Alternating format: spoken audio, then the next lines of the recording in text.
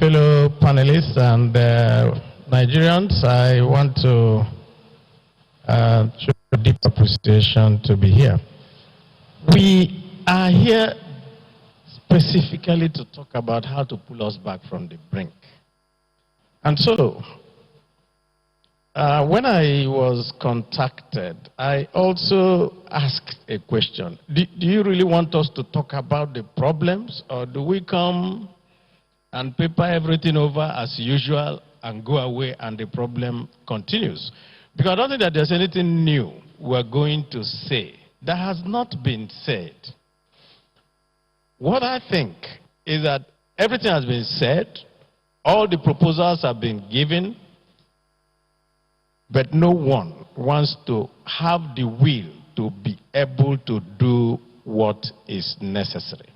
I want to thank Governor El-Rufai for all the things he has said. You know, these are wonderful things and the way that you're going about it. But I want to actually say, if we want to have a conversation, can we look at certain questions and ask ourselves those questions? Since this is the first set of the discussions we are going to do, either today or maybe in another discussion, we can ask ourselves one question. And the first one is, why now? What is it that has led us to this point in just a few years? And it seems like the whole of Nigeria is burning. There must be a way for us to try to find out why? Because it wasn't like this. And all of a sudden we see this. Secondly, there's been so much talk about profiling. And I agree with it. And I would like us to also have a conversation along that line. If a header is carrying an AK-47 and a criminal is carrying an AK-47 and both of them are in the same place, how do you differentiate them? Because it is necessary for us to be able to draw lines somewhere. If we are looking at that, we should also look at something else.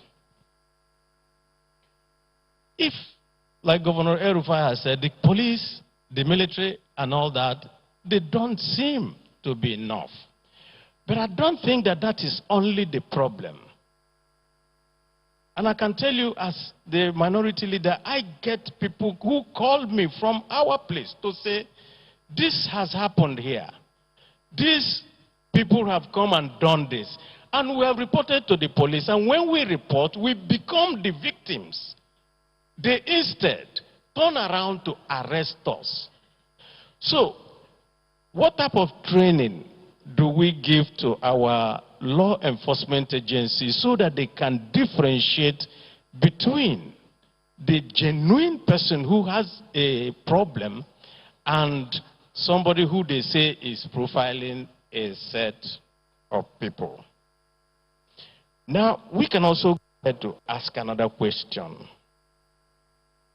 And that is it possible for Nigerians to ignore the matter of attachment to land? Because that is very critical for us to have this conversation. If somebody, I think I read somewhere that close to 80% of Nigeria's land is in the 19 states of the north. About 22% or so is in the 18 states of the south.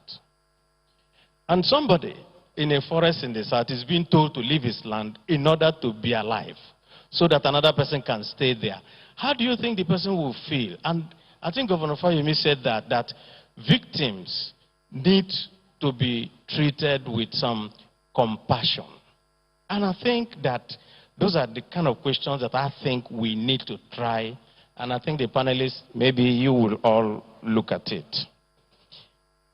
There is something that is going on, and I think Governor Fayemi and Governor El-Rufai, I need to let you know, from Ruga to the Waterways Bill to the National Livestock Transformation Plan, all the way to what the Minister of Minister of Justice suggested a commission for heads. I don't know what the commission is for, but at the root of it, what Nigerians see is a grab for land. So we must deal with the land problem and how people are attached to it. That must be a conversation that we must have. And I joined Governor El-Rufai to agree that if there is no quick access to justice, there's absolutely no way people who are aggrieved will feel that something has been done for them. There must be that. But on the basis of that, let me make my final submission so that you know that I won't take so much of your time. And that is that if you don't make something as the base of anything, whatever you put on top of it will collapse. Governor El-Rufai has said it. The base is fairness and justice. You must treat everybody equally. Once you do that, then people will buy into your solutions. And when they buy into your solutions, then you can continue to have a viable country. I want to stop there because I think we're going to...